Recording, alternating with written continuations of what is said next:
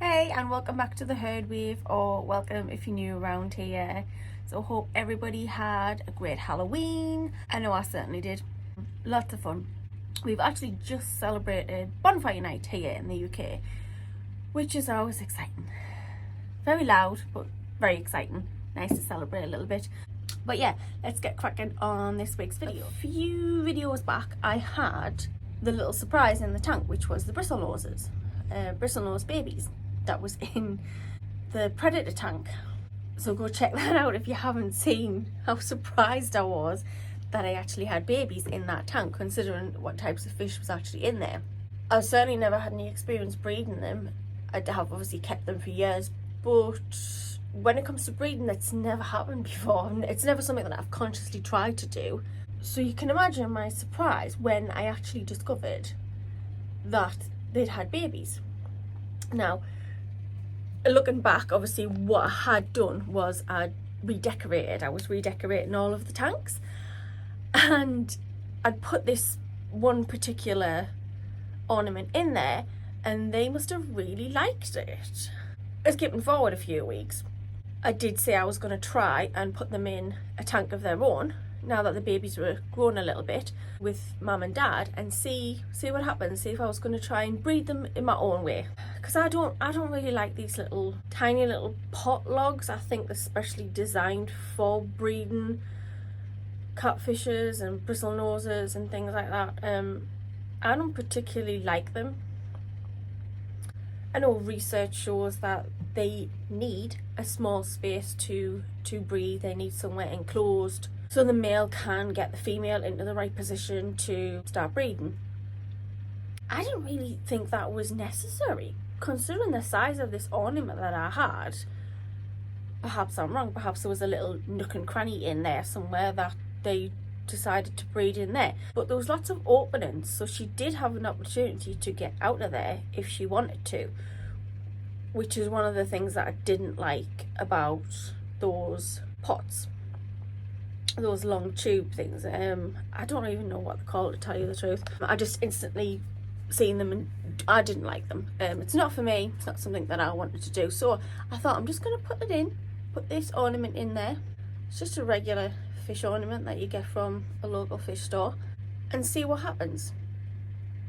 And lo and behold, they bred again. I was very very surprised by this, considering when I actually moved the ornament into, I moved them twice. I moved them once into a separate tank when I initially found the first lot of babies to get them out of that predator tank, and then once it got a little bit bigger, I decided to move them into another established tank, set it up all for their own little breeding purposes. So I kitted it out with sand, because most of my substrate is crushed coral. It's not terrible for bristlenoses. It's not the best for them, I suppose. It is better than most types of gravel because their bristles tend to break so easily on things like that. I went with sand so they can sift if they wanted to and bury themselves if they wanted to, and also when they're rummaging around and scavenging for food, so they wouldn't break their bristles so easily. That was my thought process behind it. If you've got a lot of experience breeding bristlenoses, let me know how you actually managed to do it. But I said I wanted to do it in my own way, and that's what I've done. There was this really good YouTuber, and I can't remember his name, but I will put it on the bottom of the screen, and he suggested putting sort of like a reptile cave on the side, either the side of your tank or the front of your tank, so you could actually see them breeding. That didn't work for me. Babies went in a lot, and I think mum went in once, but dad didn't have any interest in it. I think he claimed his space. He liked that particular space for raising the babies and keeping them safe, so I think that's obviously going to be his space. So that idea, I think, would work really well, and obviously did work really well for this guy, but it didn't perhaps work for me, because I was just trying to explore other ways of doing it rather than putting those breeding logs in breeding tubes, however you want to say it. Yeah, that was just my personal opinion on how I wanted to do it. And it worked very, very well. So, got lots and lots of babies. I believe that's got to be the third lot. The first lot are a canny size now, and then the second lot that happened, there you can see the difference in the sizes. They're slightly smaller, and then there's another batch that's come, and you can see how small they are. So I've got all three sizes of them swimming about in there, and they all get along just fine. But there's so many of them, so I don't have hands-on experience with actually breeding these types of fish. It's not something that I've ever done. I was so surprised how many you actually did get out of one breeding session. It was actually really quite extraordinary. So, like I said, they have their own tank now. They have lots and lots. I don't think they'll do it again, because I think it's normally about 3 times a year. I might have that completely wrong. Correct me if I'm wrong. But it's not like a continuous thing. They don't just keep doing it and doing it and doing it. I think she only does it like a few times a year. But that's fine, because I only have one male and one female in there. I decided in the end that I was just going to put those 2 in there who were successful anyway. And then my other females are still in various tanks in here. So we shall see if there's any more happens. But what I thought I would do today was explain a little bit how I did it. Maybe if it's something that you look into doing to start breeding bristlonoses, or want to give it a go.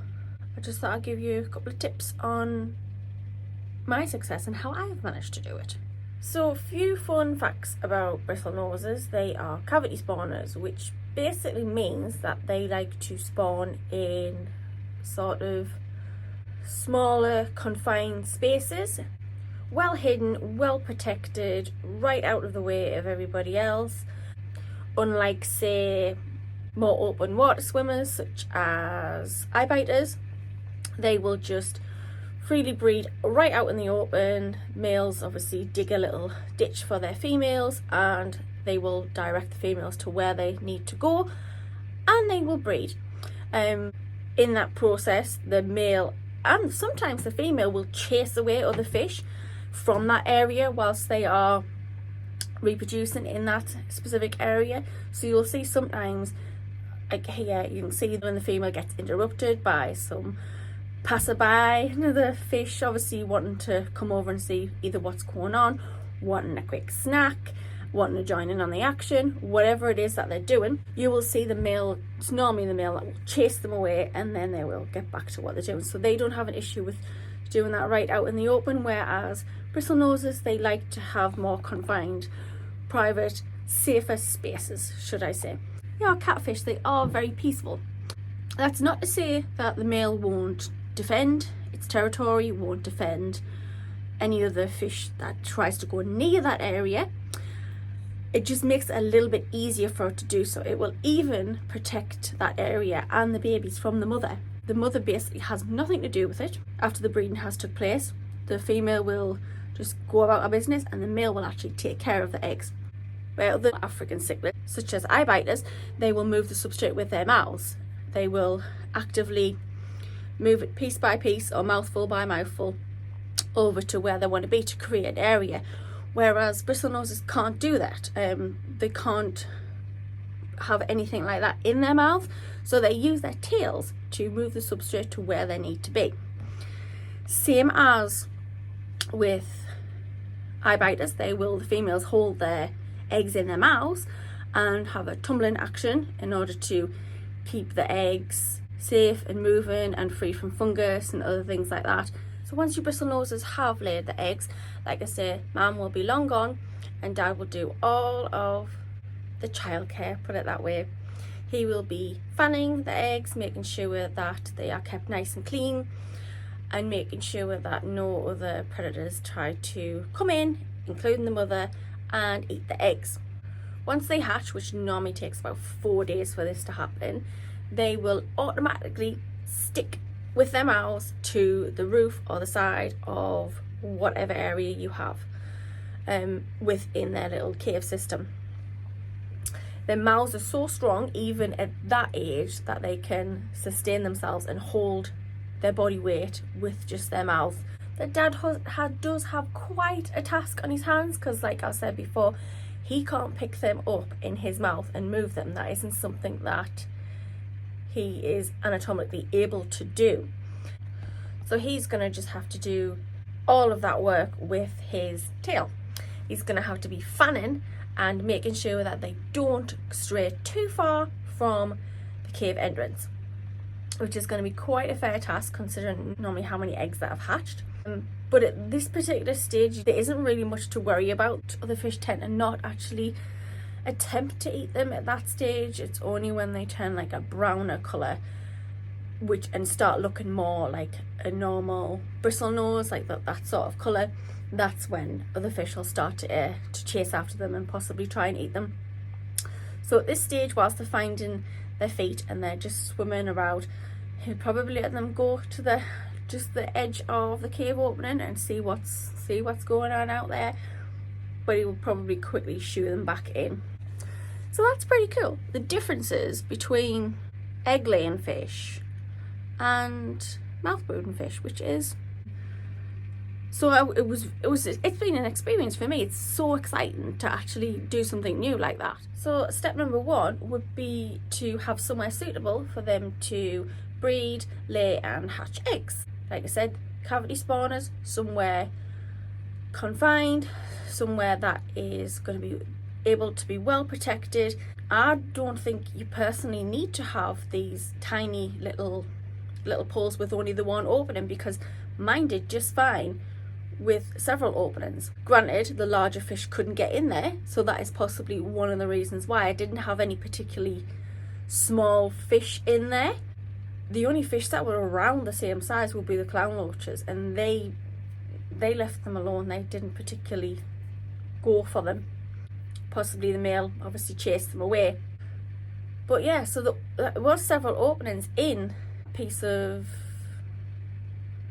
aesthetic log, shall we put it that way, aesthetic log, because like I said, I didn't have any wood pieces in there, because with us having African cichlids, I don't like to drop the pH like that, so I didn't have any sort of wood in there, and I still don't in this new tank. I still don't have any wood actually in there. It is maybe something that I'm going to consider in the future. See how that goes. Another tip would be to have it somewhere where there's quite a lot of light as well. I only have the artificial plants in there. I don't have any live plants. So what I would, even though I don't have those, I would still suggest putting it somewhere where there's a lot of light, which is going to create algae. With the plants not being in there, the plants can't compete with the algae for the nitrates. So all them nutrients are all just in the water, and it creates the algae. With having so many of them, they take care of that. Obviously that comes with certain drawbacks. The poop situation. There's a lot of poop, not gonna lie, a lot of poop. That doesn't particularly bother me. The water change system and siphoning all of the waste up, that isn't something that particularly bothers me. I'm always sharp with that anyway, dealing with all of these tanks in the fish room, so that hasn't actually really affected me. If you're someone who perhaps doesn't do a lot of water changes and tank maintenance, I wouldn't suggest this, because it does require a lot of maintenance to take care of them. Think of it like a heavily stocked African cichlid tank with just perhaps one filtration system in there. That's the kind of level that you're looking at. So it is something that you need to be doing very, very regularly. Doesn't have to be a lot, doesn't have to be a massive water change, just basically siphoning out the excess waste. Which, let's face it, there's never really a lot of food left over. It is just the waste that's produced that I am getting rid of in that tank. So yeah, so that is maybe another tip that I would suggest, as long as you have other things in place that you can obviously do, like doing your water changes. Put it somewhere where there is a lot of light. I have mine in my sitting room, which is right next to the window, and that does get a lot of light there. And then also on the night, I do have the light on as well, so that creates more light as well. So that's probably tip number 2 that I would say. With this in mind, probably my third tip I would say, if possible, would be keep them in a species only tank until they get bigger and they get older. Once they turn brown, other fish will chase after them and try and eat them. Obviously, if you have quite a lot of them and you want nature to take its course, then feel free to put them in with other types of fish. But if you want to successfully keep as many as possible, I would suggest keeping them in a species only tank, and then only when they are big enough not to be eaten by other fish or the other fish that you're going to put them in other tanks with, only then I would put them in different tanks with other species of fish. So water quality, that is a biggie. I wouldn't necessarily say that pH is that important. As long as you're up on your water parameters, as long as they're stable, that's what I would say the main thing is. A lot of people, it's a misconstrued thing out there that one, you can't keep bristlenoses with African cichlids because of the pH variation.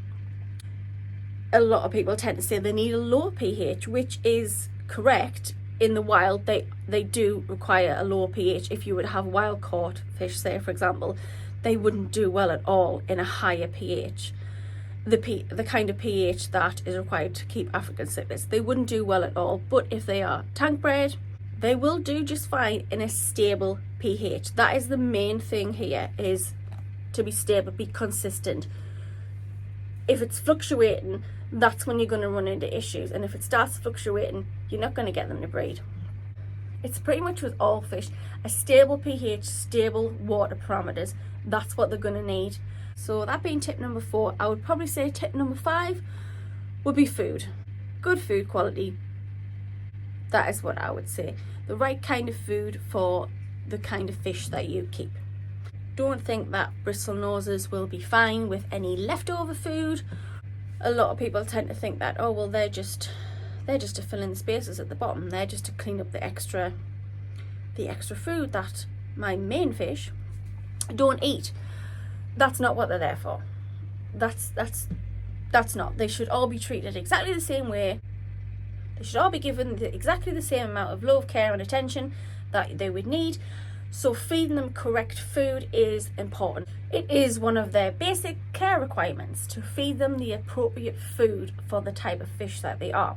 Don't just put your food in for your main fish, as some people like to call them, and think that they're going to clean up the excess, or think that they're just going to feed on the algae. They need their own separate food. They still need the nutrients from that food, so it's important that you're feeding them. That is how you get healthy fish, and you get fish to reproduce other healthy fish as well.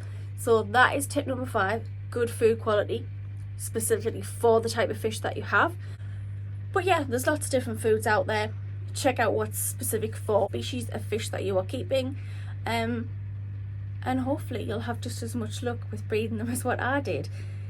Even though it was an accident the first time, I'm quite pleased that when I actively tried to do it, it did happen for me. So that being said, I think if you have a combination of all of those things, have good water quality, good food, a natural environment for their characteristics, and somewhere where they can feel safe enough to actually start reproducing. So I think with all those things combined, you should be pretty successful in doing it. So hopefully you enjoyed this. Don't forget to like, subscribe, thumbs up, all that jazz, and I will catch you on my next one.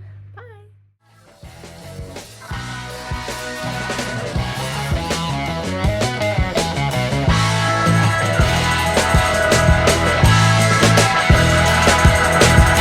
The males will actually fan the tails.